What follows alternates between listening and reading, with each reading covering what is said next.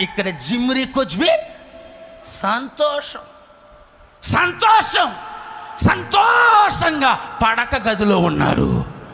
రోషం కలిగిన ఫినెహాసు వచ్చాడు, ఆ ఇంటిలో జ్వరబడ్డాడు.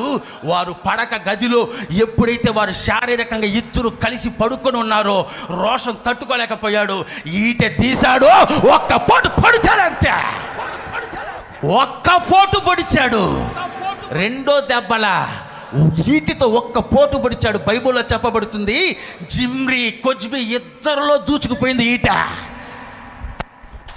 హల్లెలూయా హల్లెలూయా. ఒక్కసారిగా దూసుకుని వెళ్ళింది. ఇద్దరు అక్కడే చచ్చారు.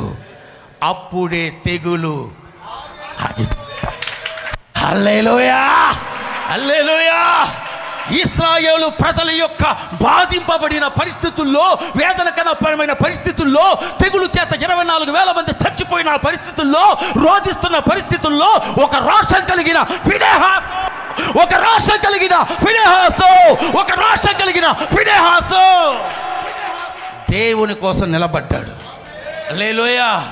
బైబిల్లో ఉంది లేచి లేచి.